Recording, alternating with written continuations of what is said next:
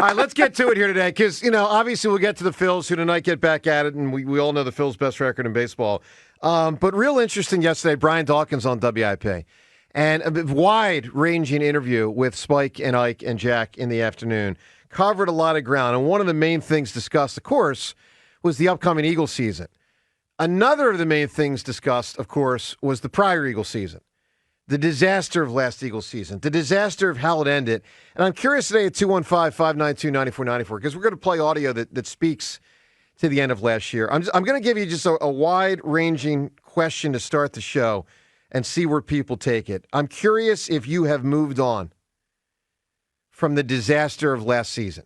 There's been a lot that's happened this offseason. It's been, frankly, one of the more... look, there's always going to be 20, 30, 40, 50 moves in an Eagles offseason. There's so many of them are little, but then you might have 5 or 10 big ones, 15 big ones. Coordinators, draft picks, free agents in, retirements, coordinators fired, or just sort of let go, issued just step aside. We won't announce we fired you. Just leave the building, all right?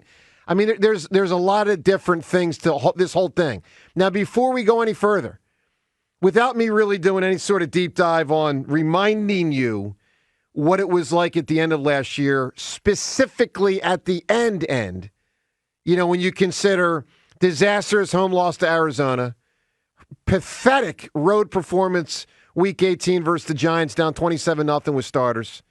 Perhaps even worse, dead upon arrival in a playoff game at an entirely beatable Tampa Bay team. Without me even going into much more about that, let's just listen to Brian Dawkins yesterday. He's talking to Ike and Jack and Spike on the disaster at the end of last year. Listen to his words. Listen to his emotions. And then let's crank it up today at 215-592-9494. You can address the answer. You can answer the question. Have you gotten over it? Here's Doc yesterday. As bad as 2020 might have been, there's nothing like that.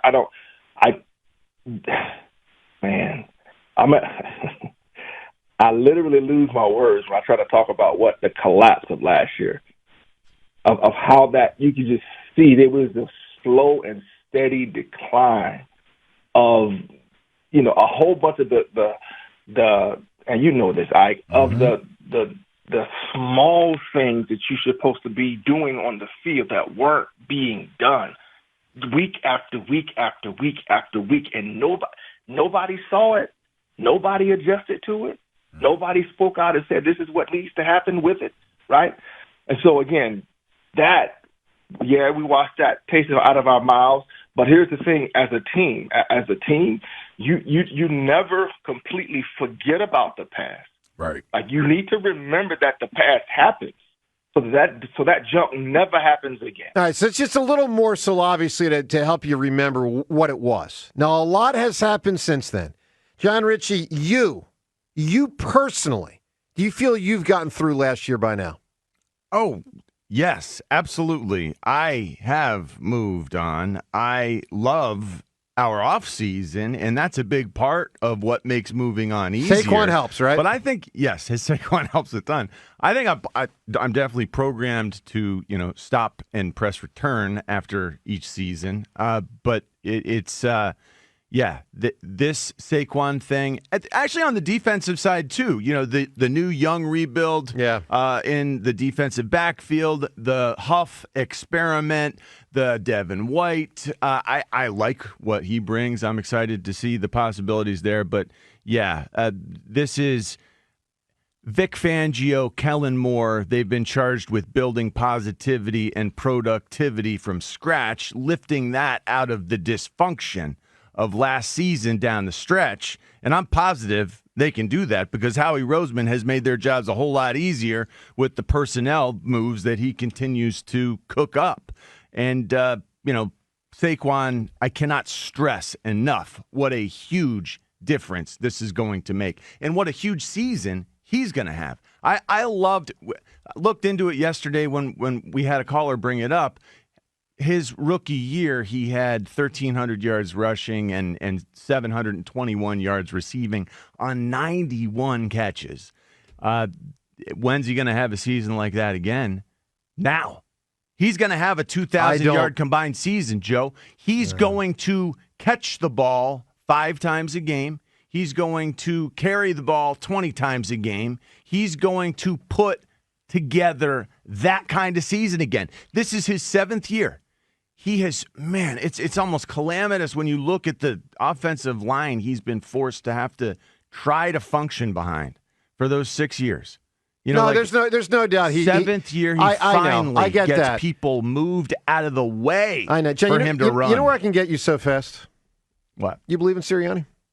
No.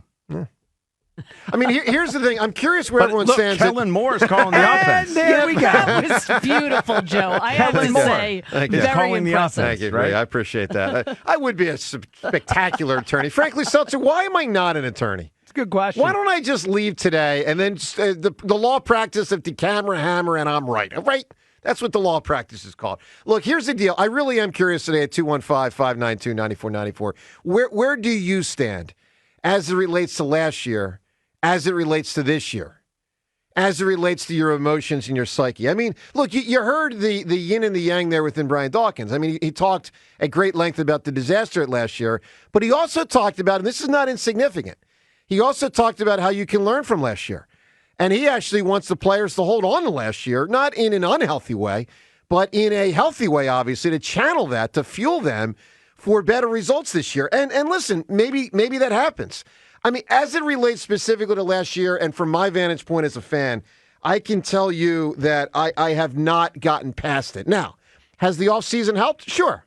Sure it has. I mean, John alluded to a couple of things. The Saquon thing, it's one of the more exciting free agent additions we've ever seen in Philadelphia sports. And let me be clear, I don't even know that it was the right call. I was very clear when it happened. Like, all that money, whatever, $13 million or something for a running back, I don't know. I've seen the Eagles have tremendous success with $1 and $2 million running backs. I mean, I saw them win a Super Bowl with a bunch of them. So, this is one of those things where I don't know that they needed Saquon, the player, at that value. But I do know from a fan base standpoint, we needed a shot of adrenaline.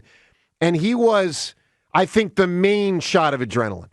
I agree with John, the draft picks, getting 2 cornerbacks in what had been in the lead up to the draft, a pretty boring draft cycle, let's be real. Pretty boring for most of April. But then that night, things, it seemed, broke their way, and players were available. Look, you probably didn't even know a ton of players in the draft, but you knew those 2 dudes, and somehow they got both of them. And by the way, they were at major positions of need. So that helped settle things down.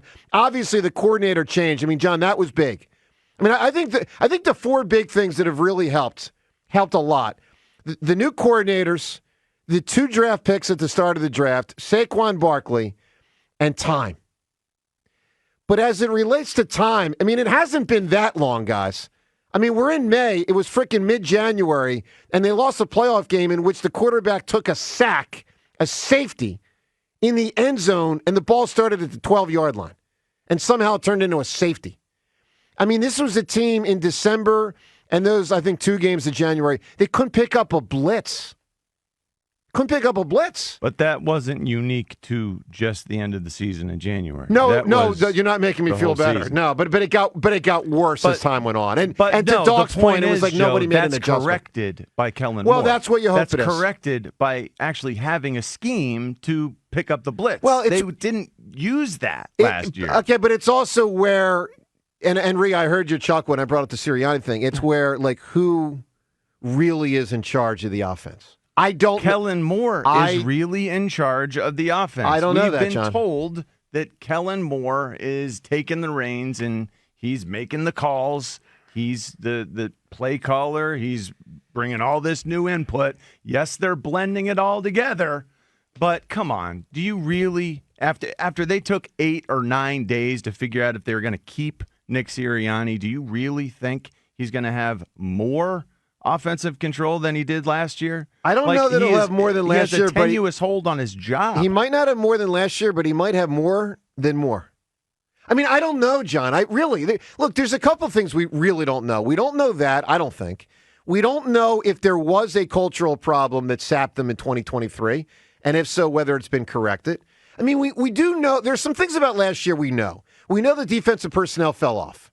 We know they've improved that. We know they made a coaching change, defensive coordinator. It seemed to zap them. We know that hopefully that effect is gone. We know they stood by Nick Sirianni after having him dangle for 9 days. We know Jalen Hurts is the starting quarterback. We know they lost some leadership, and we know some guys got to fill the void. And we know they lost their best defensive player in Hassan Reddick. So, I mean, we'll see where you stand at 215-592-9494. Again, I'll just ask you the very big overarching question. Have you gotten over the disaster at the end of last year? Have this offseason's moves and time helped for you to wash it away, or is the stink still real? And is it, to this point for you, impossible to wash it away, at least until you see the Eagles play well again? Look, 215-592-9494. All of this and more. We'll get into the Phils, their new series starting up later today. We'll get into some 76er stuff, NBA playoff stuff. A lot going on again. Roddy McLeod later, 8 o'clock today in studio with us for 2 hours. We're looking forward to having Roddy in here. He's a great dude. You'll enjoy. If you've never heard him on our show before, you'll enjoy here. He's great. All right, Joe DeCamera, John Ritchie, 215-592-9494.